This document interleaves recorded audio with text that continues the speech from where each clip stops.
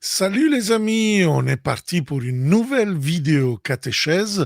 Nous sommes justement en train de faire la neuvaine de Pentecôte, ce spécial pour recevoir le feu de l'esprit à Pentecôte avec les charismes et les fruits de l'esprit. Et aujourd'hui, à attacher les ceintures parce qu'on va parler de la paix, de la joie.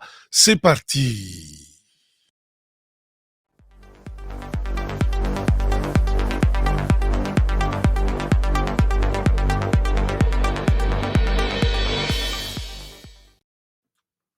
Alors, chers amis, on est vraiment content de cette belle, très très belle neuvaine de Pentecôte, qui en effet a donné beaucoup de fruits. Je reçois plein de petits mots de l'un ou de l'autre et je suis très content parce que quand on est derrière la caméra, on voit pas, bon, même s'il y a beaucoup qui font des commentaires, mais on ne sait pas s'il va répondre aux souhaits, s'il répond aux gens.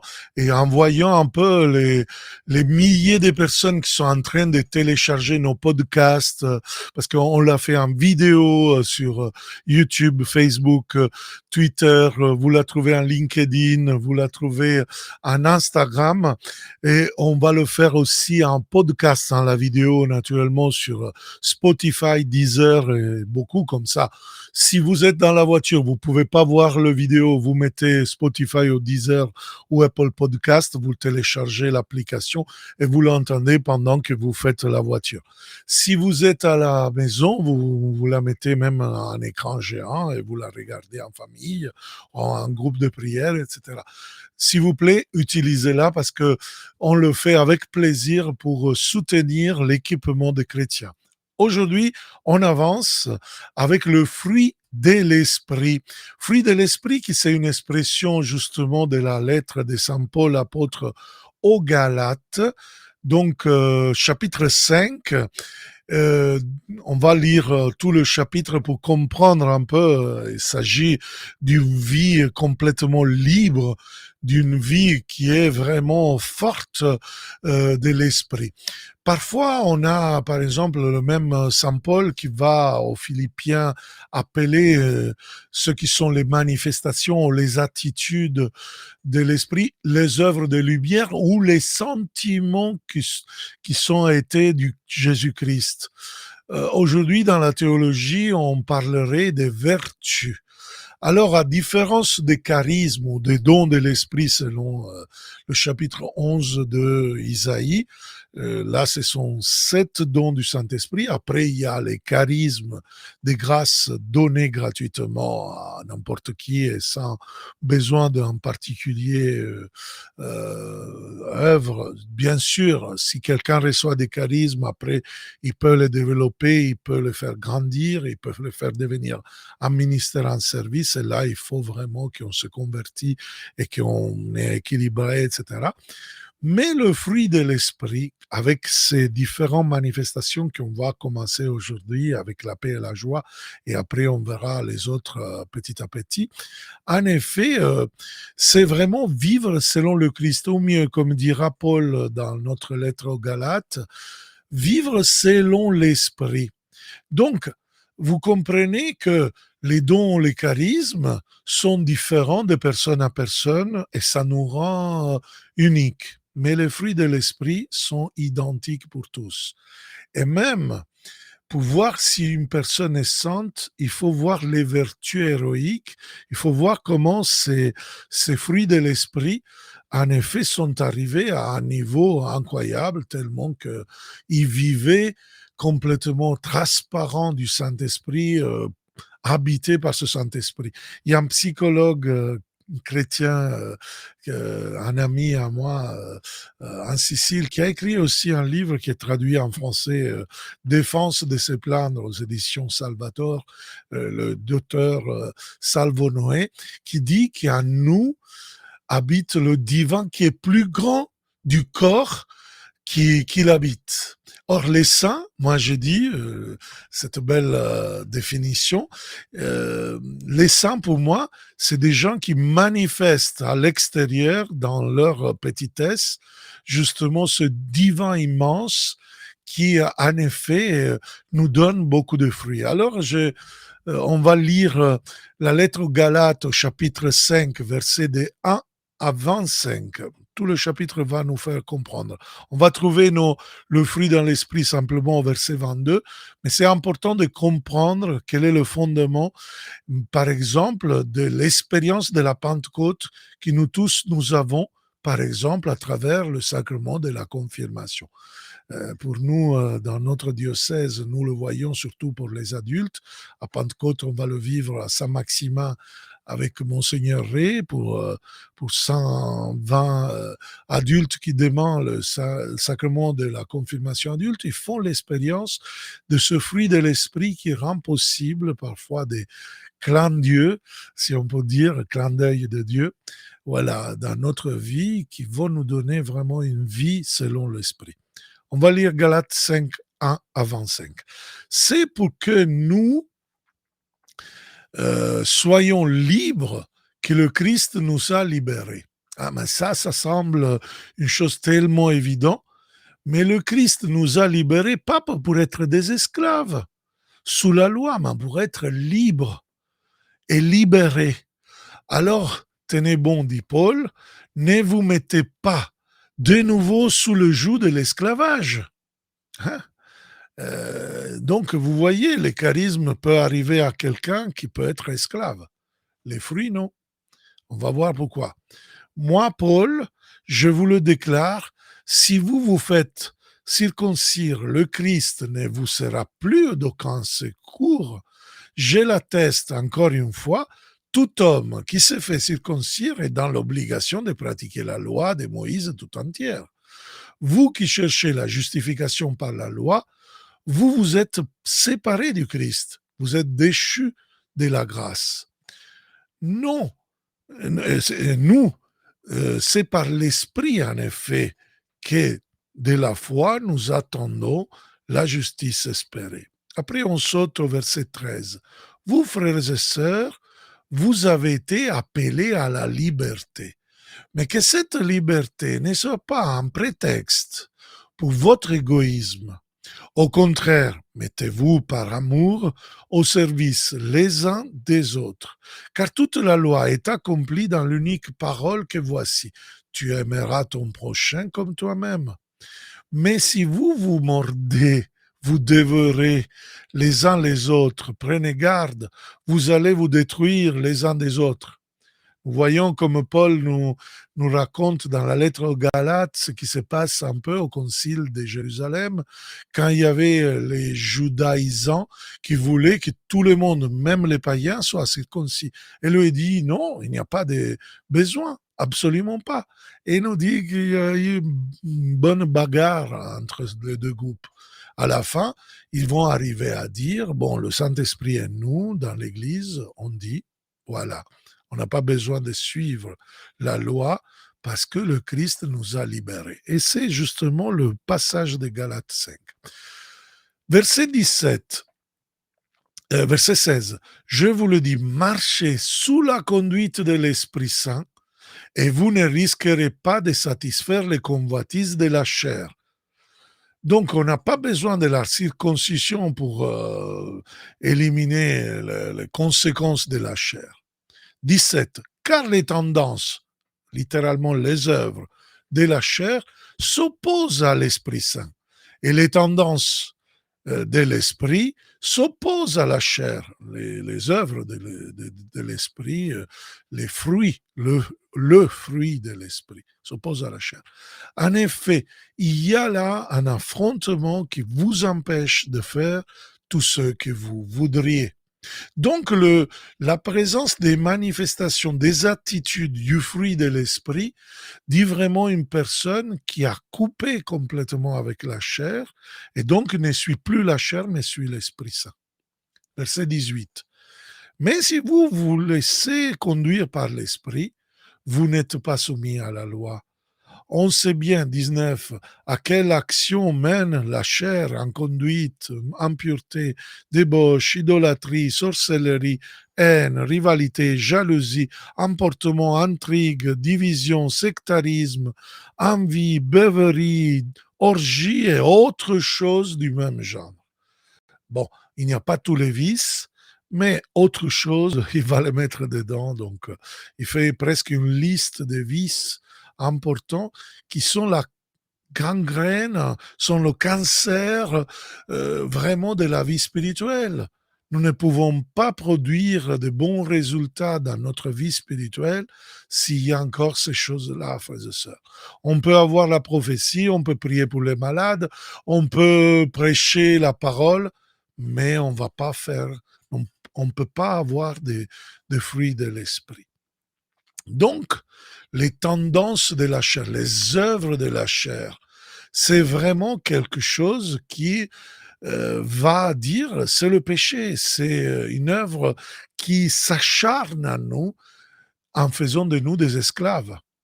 Donc la menace des mots à la fin du catalogue des vices est une préoccupation de Paul, correspond à une consuétude traditionnelle. On le trouve en 1 Corinthiens 6, 9, 1 Corinthiens 5, 6, Colossiens 3, 6.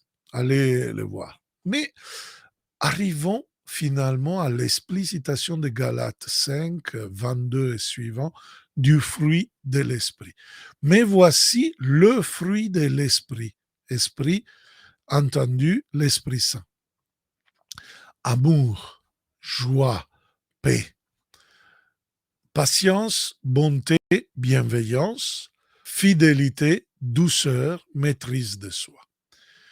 Bien sûr, c'est logique, dit le cardinal Carlo Maria Martini, que la contraposition des œuvres de l'esprit sont contraposées à l'œuvre de l'esprit. On a vu tout à l'heure le verset justement 17, la version française parle des tendances, mais c'est œuvre. Hein. Mais avec le terme fruit, l'apôtre souligne que des attitudes qui sont positives, sont constructives, créatives, ne sont pas œuvre de l'homme, de la femme qui fait de ce fruit, mais fruit de quelque chose qui est agréable, très fascinant, de beau, de naturel, de spontané, de, de très joyeux, de quelque chose de délicieux comme un fruit. Ils naissent donc d'un arbre, l'arbre de l'esprit. Et donc, c'est le critère dont je vous disais, de l'arbre, vous reconnaîtrez le fruit. Si l'arbre qui nous habite, qui nous enracine, c'est l'arbre de l'esprit, nous vivons justement et nous produisons le fruit de l'esprit.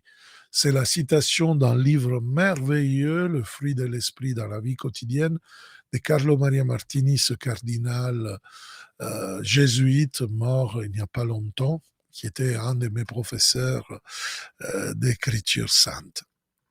Alors, le fruit, même en nature, c'est le dernier stade de la vie et produit si et c'est reproduit s'il y a le concours de différents éléments. Donc, il n'y a pas de fruits s'il n'y a pas la vie. Si même s'il peut avoir la vie, il manque certains éléments. Spirituellement, nous voyons la même chose. On voit vraiment que c'est la concrétisation de la nature divine participée par l'esprit avec la nouvelle naissance. C'est pour cela que les Américains, ils parlent de born again, né de nouveau grâce à l'esprit. Et l'esprit, cette condition divine, va nous porter justement beaucoup de fruits. Donc, nous, on s'attendrait le pluriel fruit avec la S, et pourtant, notre traduction dit fruit au singulier. Mais il y a 9 attitudes, comme une espèce de diamant qui donne beaucoup de lumière selon le point de vue, parce que, en effet, je crois que en choisissant l'addition singulière, Paul a voulu vraiment faire noter cette unité de la vie nouvelle dans l'esprit par rapport à la frantumation de la vie qui nous éparpille selon la chair. Donc la vie mondaine, si on veut, pour utiliser un mot du pape François. Donc le fruit, au sens collectif, c'est une fructification, c'est une abondance, c'est une richesse, c'est un trésor, l'unique trésor qui a des manifestations, qui a des manières différentes de se manifester d'être attitude personnelle. L'expression fruit de l'esprit, alors au singulier, veut noter l'unité de la vie par rapport à la frantumation, par rapport à toute la délocalisation qui parfois dans notre société nous sommes confrontés. L'Esprit Saint, il canalise notre vie, il la unifie, il nous baptise dans l'unité spirituelle, un peu à l'image du Père, du Fils et du Saint-Esprit qui sont un. Donc nous sommes un, corps, âme et esprit, et nous sommes un dans l'Église. Je dirais, nous sommes un avec les autres communautés chrétiennes.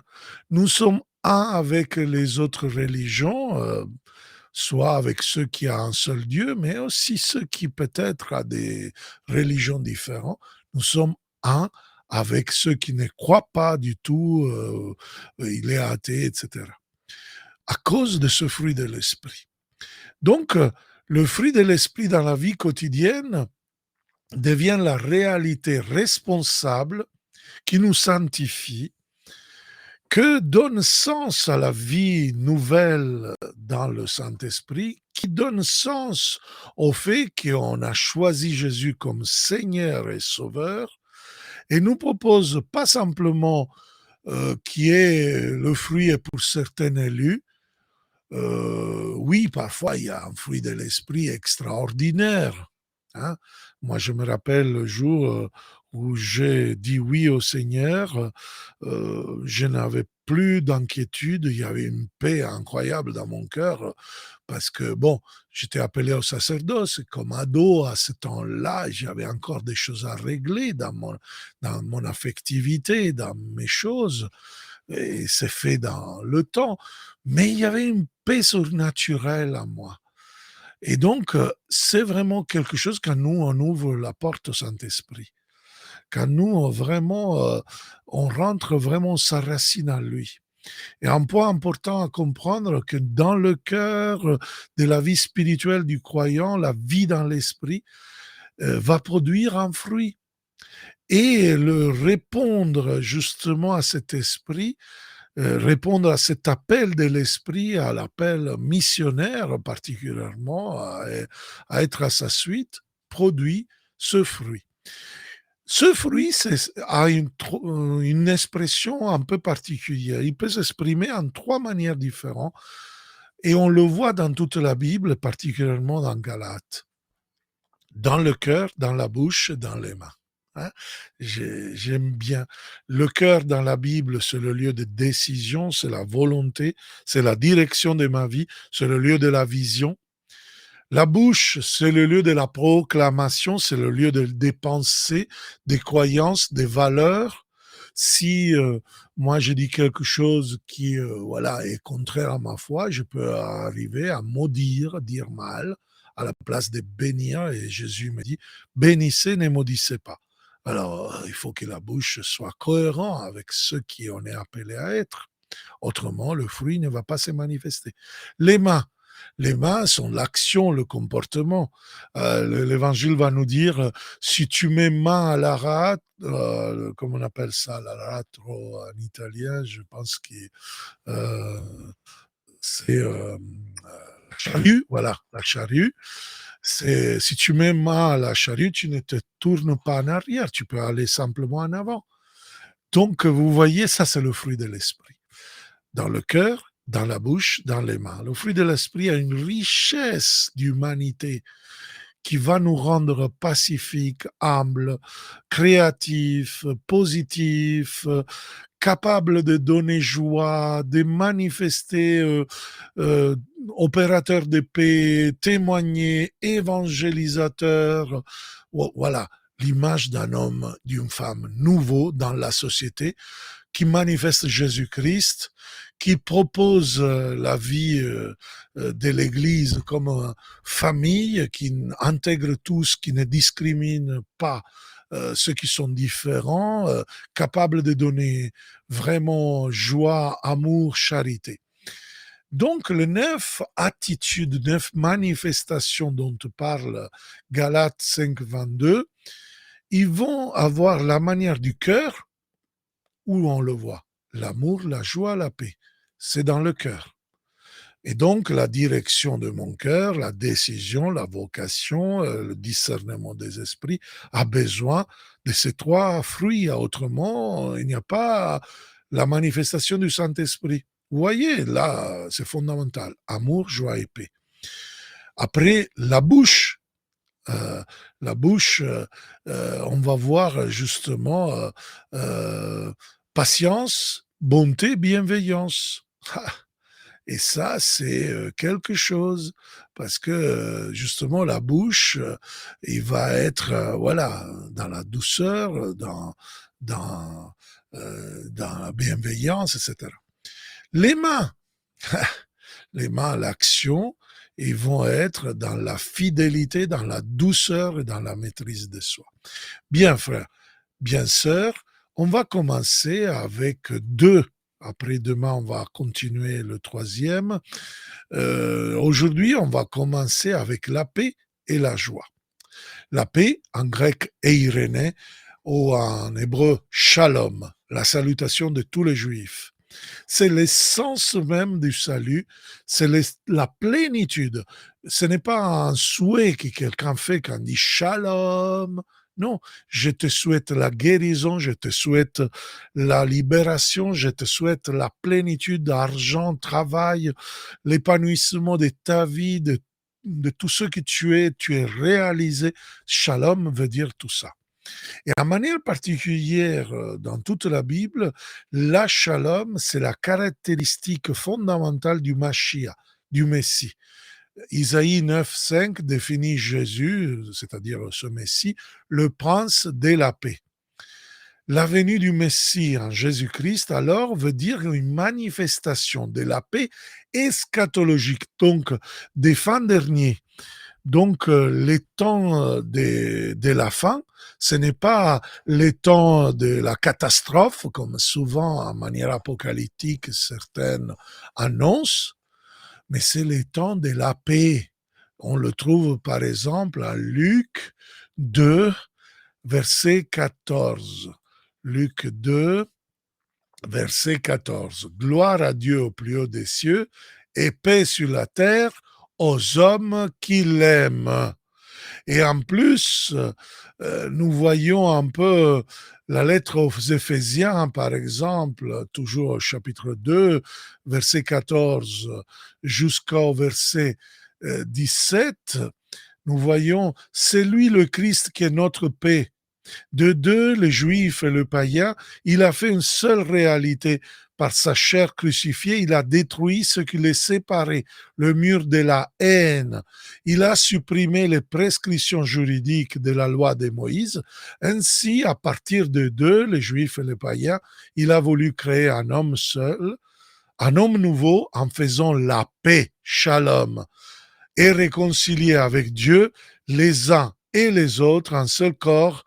Par le moyen de la croix, sa personne, il a tué la haine. Il est venu, verset 17, annoncer la bonne nouvelle de la shalom, de la paix pour vous qui étiez loin, la paix pour ceux qui étaient proches. Donc, c'est la paix, c'est l'œuvre de la paix pacificatrice du Christ qui crée l'unité. Donc, le don, le fruit du salut de la paix, appelle la communauté à un travail d'opérateur de paix et à nourrir le sentiment de paix dans la nuance la plus grande, la plus amplifiée. Donc, la paix doit être le lieu où règne tout chrétien. Donc, le royaume de Dieu, c'est un règne de paix. paix pour les Grecs était simplement absence de guerre. Dans la culture judaïco-chrétienne, en effet, non, c'est vraiment cette abondance, c'est une bonne relation, c'est être justement dans l'unité. C'est pour cela que Jésus, en Jean 14, 27, va nous dire, je vous donne la paix, je vous donne ma paix. Je vous la donne pas comme le monde la donne. Parce que la paix dans le monde est simplement quelque chose qui dit, bon, on va arrêter pour faire sortir, comme on a vu en Ukraine, les habitants d'Azov, l'armée d'Azov, etc. Mais qu'est-ce qui s'arrive? Après, on recommence. Donc, ce n'est pas une véritable paix. La paix, dans ce cas-là, c'est la mort de la relation. Parce que on arrête pour recommencer, on va monter le conflit. Par contre, la paix chrétienne, la paix du Christ est quelque chose que nous sommes appelés à construire, qui est balèze, qui justement nous fait vivre du Christ, qui nous fait s'aimer la paix. Et donc, on peut dire avec Matthieu 5, Matthieu 5, 23, on peut dire justement, lorsque tu vas présenter ton offrande à l'autel, si là tu te souviens que ton frère a quelque chose contre toi, laisse ton offrande, va d'abord te réconcilier avec ton frère et ensuite viens présenter ton offrande. La paix, c'est l'attitude, c'est fondamental pour un chrétien. J'aimerais bien maintenant parler d'un deuxième fruit, la joie. En grec, kara. Dans l'hébreu, simcha. Nos frères juifs ont une fête, la fête de la Simchat Torah. En effet, parfois nous pensons que dans l'Ancien Testament, il n'y a pas beaucoup de joie. Et ce n'est pas vrai du tout. C'est un mot parmi les plus mentionnés, le mot simcha. Par exemple, dans le livre du Kohelet, ah, où on voit ce vieux Salomon qui arrive à dire des choses hyper fortes, presque critiques, vanité de vanité, toute vanité. Qu'est-ce qu'il y a de la joie? Eh bien, on trouve plus de 27 fois le mot simcha est cité. Nous voyons vraiment la citation dans le chapitre 8 de Néhémie. Nous, à Emmaüs.com, on le connaît bien, Néhémie, parce qu'on a fait un bon module sur la vision de Néhémie. Néhémie 8, il va dire justement, à un certain moment, euh, voilà, euh, dans la bouche d'Esdras, allez manger des viandes savoureuses, buvez des boissons aromatisées, envoyez une part à celui qui n'a rien de près, car ce jour est consacré à notre Dieu. Ne vous affligez pas. Pourquoi? La joie du Seigneur est votre rempart, votre force. Donc, vous comprenez la joie du Seigneur à la réalisation de la vision de Néhémie par le grand prêtre Esdras. Il voit vraiment finalement beaucoup de résistance qui n'avaient pas raison d'exister parce que grâce à la leadership de Néhémie, Néhémie a réalisé sa vision mais a dû baver. Alors, vous voyez, le fruit de la joie, donc, c'est quelque chose d'important. Par exemple, dans le Nouveau Testament, la joie comme fruit de l'esprit, c'est lié à la naissance de Jésus. Prenons Luc 2, verset 10. Ne craignez pas, l'ange leur dit, ne craignez pas, car voici que je vous annonce une bonne nouvelle, une grande joie pour tout le peuple. Qu'est-ce que c'est la grande joie? Aujourd'hui, verset 11, dans la ville de David, vous est né un sauveur qui est le Christ, le Seigneur. Alléluia. Vous comprenez, c'est le temps de la joie, le temps de l'Église à partir de la naissance de Jésus-Christ. C'est pour cela l'Église, après Jésus-Christ, il va commencer à noter les années. Bon, il y a une erreur, mais bon, une erreur de cette année, mais le principe était celui-là. Euh, Paul, par exemple, il va parler de la joie comme une explosion d'espérance et l'écho vital de la situation eschatologique du chrétien. Vous comprenez alors que dans beaucoup de communautés, il n'y a pas de joie parce qu'il n'y a pas cette tension, il n'y a pas cette attente de la venue en gloire de Jésus.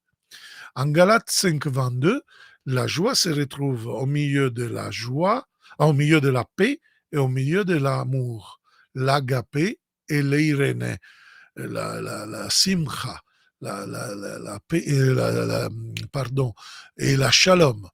Saint Paul ne veut pas parler de la joie au sens psychique.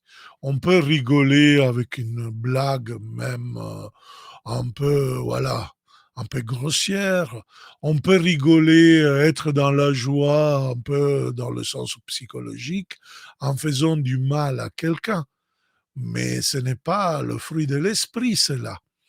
Alors, c'est pour cela que c'est important d'aller voir la deuxième lettre de Saint Paul aux Corinthiens, chapitre 8, verset 2.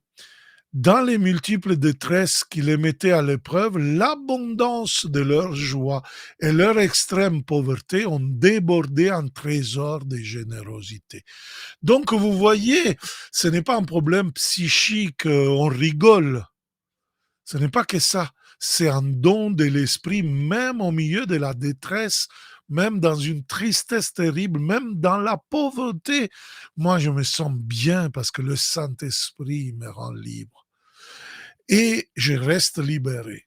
Et doit vraiment être la contradiction, vraiment un trait vraiment spécial, particulière du chrétien qui vit la vie de l'esprit, particulièrement quand on est dans la tribulation, dans une souffrance particulière. Il nous le dit Paul dans la première lettre aux Thessaloniciens, une des premières écrits du Nouveau Testament. On parle à peu près qu'il était écrit dans l'année 44, donc un des premiers écrits du Nouveau Testament. Donc, même avant certains évangiles, Première Thessaloniciens 1,6. Et vous-même, en fait, vous nous avez imité, nous et le Seigneur, en accueillant la parole au milieu de bien des épreuves avec la joie de l'Esprit Saint. Donc, la joie du Seigneur est notre rempart, disait Esdras dans le livre de Néhémie, chapitre 8, devient pour Paul, 1 Thessaloniciens, premier verset, verset 6, la joie de l'Esprit Saint. La joie, l'allégresse, la liesse est une condition vraiment désirée par tous. Mais très peu de chrétiens, en effet, arrivent à ce fruit. Le monde fait la recherche du bonheur, qui est le but de notre vie, et ils sont disposés à n'importe quoi pour arriver à avoir ce bonheur. Mais ils ne comprennent pas que ce bonheur, en effet, c'est cette joie du pape François. Dans notre vie, il n'y a pas le bonheur. Il y a cette fruit de l'esprit qui peut tendre au bonheur, qui va se manifester dans l'autre vie, c'est-à-dire après la mort. Donc la joie comme attitude du fruit de l'esprit est une joie naturelle. C'est une joie qui peut être passagère, mais tu l'actives tous les fois que vraiment tu actives l'Esprit Saint. Ainsi, par exemple, on voit que c'est une pointe qui peut déchirer la tristesse. C'est une joie qui peut manifester la vie, l'imitation du Christ. En effet, nous dit Jésus dans l'évangile de Jean, hein, au chapitre 15, quelqu'un dit que l'évangile de Jean, c'est l'évangile qui parle beaucoup de joie. Hein, et pourtant, Jean, c'est un théologien, Jean, c'est un mystique. Il pourrait dire en personne sérieuse, non, il parle de la joie de l'esprit. Et Jésus va dire dans le chapitre 15, verset 11, je vous dis cela pour que ma joie soit en vous et que votre joie soit parfaite, abondante, débordante, euh, qui ne dépend pas, c'est-à-dire des circonstances qui soient favorables ou pas favorables, qui ne dépend pas de la douleur, parce qu'on n'est pas esclave de la souffrance, mais fruit de l'obéissance à l'Esprit Saint. Avec cela, je vais m'arrêter. Je vous donne rendez-vous à demain pour l'amour et après les autres trois. Demain, on va parler des 4 fruits de l'Esprit. Et n'hésitez pas, s'il vous plaît, à partager. Si vous avez perdu quelques-uns, vous pouvez voir les podcasts sur Spotify ou Deezer, Apple Podcast, Spreaker ou je ne sais pas quoi, quelle plateforme vous préférez. Comme ça, vous l'écoutez pendant que vous faites d'autres choses, vous travaillez ou vous conduisez. Ou sinon, si vous voulez vous arrêter, prendre des notes, voir la vidéo, bon, avec les flammes et ces pauvres prêtres qui vous parlent, ça suffit d'aller, bon, en Facebook, mais bon, c'est un peu compliqué. Il faut aller dans l'onglet vidéo, ou sinon sur Twitter, ou sur LinkedIn, ou sinon chaîne YouTube et MyScom. J'ai fait une playlist où il y a tous les vidéos jusqu'à là, donc vous pourrez justement voir cette vidéo et les autres. Et même à la fin, quand on va terminer le 9 vidéos catéchèse de cette neuvaine de Pentecôte, vous pouvez partager la playlist à ceux qui ont besoin d'approfondir sur les charismes et les fruits de l'esprit. C'est tout. Ciao, soyez embrasés et partagés.